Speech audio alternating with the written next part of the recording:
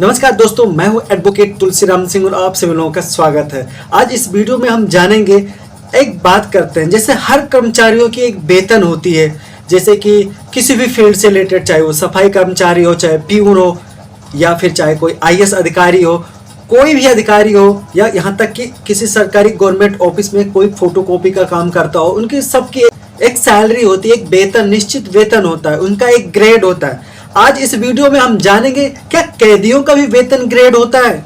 जी हाँ, हम इस वीडियो में आज यही जानेंगे, कैदियों का वेतन ग्रेड होता है तो कितना होता है, उनकी मजदूरी क्या होती है, इन सब के बारे में हम खुल के बात करेंगे। तो वीडियो के लास्ट तक बने रहेगा, वीडियो बहुत ही इन्फॉर्मेटिव होने वाली है। अगर आप भी कैदियों से रिलेटेड, उनकी सैलरी, उनकी कमाई से रिलेटेड अगर आपका भी सवाल है तो वीडियो आपके लिए बहुत ही यूजेबल होने वाली है। दोस्तों, इलाहाबाद हाईकोर्ट में एक याचिका डाली जाती है कैदियों के सैलरी यानी वेतन को लेकर, जिसकी सुनवाई इलाहाबाद हाईकोर्ट के विद्वान जस्टिस पीतांकर दिवाकर और जस्टिस सौमित्र दयाल सिंह की खंडपीठ द्वारा केस की सुनवाई किया जा रहा होता है। तो जानते हैं क्या होता है। सबसे पहले तो ये जान लेते हैं कि इनका जो वेतन होता है वो क्या है, पुराना वेतन क्या है और वृद्धि के बाद क्या है, उन सब के बारे में बात करेंगे।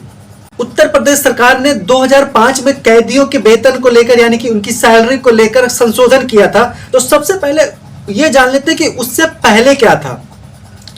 तो आप लोगों को बताना चाहूंगा, इसमें उत्तर प्रदेश सरकार ने 3 कैटेगरी बनाई थी कैदियों की सैलरी को लेकर।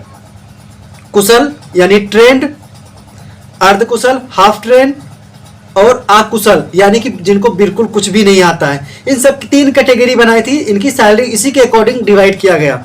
जो कुशल यानी जो कारीगर थे उनको 40 रुपया, जो अर्धकुशल थे यानी जो आधा सीखे थे, जो जिसको कहते हैं क्या सुपरवाइजर, वो 30 रुपया, और जो अकुशल थे यानी बिल्कुल लेबर थी उनको 25 रुपया के हिसाब से इन लोगों को सैलरी मिलती थी, दिहाड़ी के हिसाब से।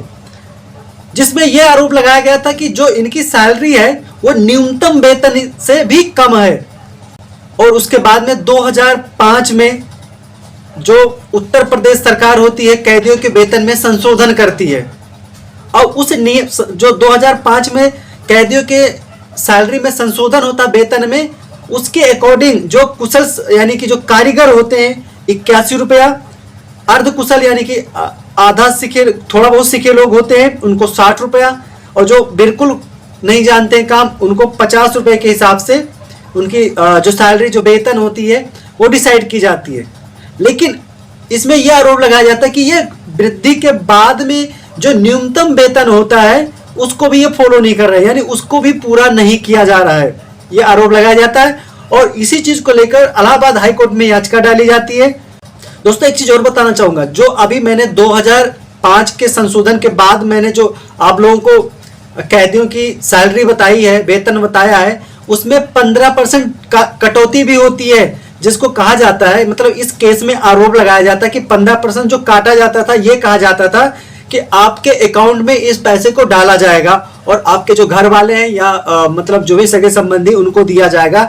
लेकिन आरोप ये लगाया जाता है कि पैसा तो काटा गया, ना तो कैदियों को वापस किया गया और ना ही उनके घर वालों को मिला गया। लेकिन इसमें कुछ और दलीलें दी जाती हैं कि जो 2005 में कैदियों के वेतन संशोधन अधिनियम है और उसमें कम से कम 100 करोड़ से अधिक राशि पड़ी भी हुई है, ऐसा दलीलें दी गई थी। याचिका में यह भी कहा जाता है कि बदलते समय के साथ साथ राज्यों को जेलों के भीतर बनाए जा रहे सामान, खेती की जा रही है, उन सब चीजों को बाहर बेचकर, मार्केट में बेचकर अच्छा मुनाफा हो रहा है सरकार को। तो सरकार को इनके वेतन वृद्धि के बारे में सोचना चाहिए। लेकिन एक आरोप लगाया जाता है। दोस्तों, एक लैंडमार्क जजमेंट है गुजरात राज्य बनाम गुजरात हाई कोर्ट 1998 का जजमेंट है, जिसमें सुप्रीम कोर्ट द्वारा गाइडलाइन बनाए गए थे, जिसमें कहा गया था कि जो कैदी होते हैं वो कैदी और जो सरकार होती है, ठीक है, उनके बीच में कोई नियुक्ता कर्मचारी का कोई संबंध तो होता नहीं है। ऐसा तो होता नहीं कि इनको अपॉइंटमेंट, उन्होंने अपॉइंटमेंट करके इनको क्या कहते हैं, हायर किया है कैदियों को, ऐसा तो कुछ होता नहीं है।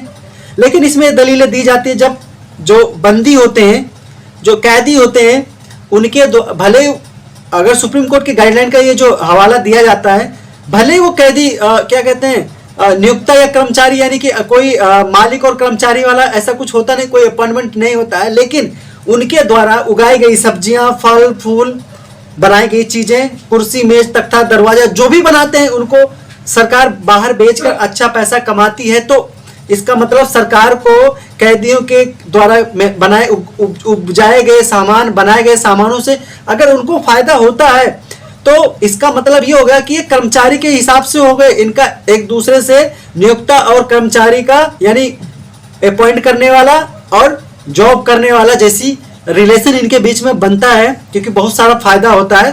तो एक तरफ से माना जाएगा कि इनका आपस में एक दूसरे के साथ संबंध है और वही कर्मचारी और मालिक वाला संबंध है या कोई कंपनी वाला संबंध है। सुप्रीम कोर्ट में एक बंदी अधिकार आंदोलन बिहार बनाम भारत संघ व अन्य नाम का एक याचिका है जो अभी पेंडिंग है, अभी लंबित है, तो अभी इस पर कोई फैसला नहीं आया।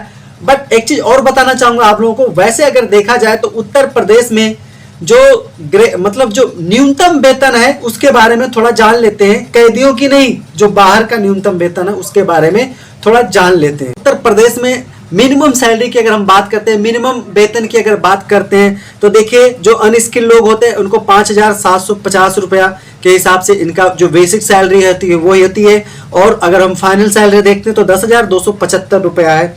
जो सेमी स्किल है यानी कि अर्ध कुशल है उनको 6,325 रुपया बेसिक वेतन है और 11,303 रुपया उनका टोटल मंथली वेतन है, सब कुछ जोड़ के। इसके अलावा जो स्किल यानी जो कुशल कारीगर होते हैं, जो कारीगर होते हैं उनका 7,085 रुपया उनका बेसिक वेतन है और 12,661 रुपया उनका मंथली वेतन, यानी कि सब कुछ जोड़ जाड़ के है।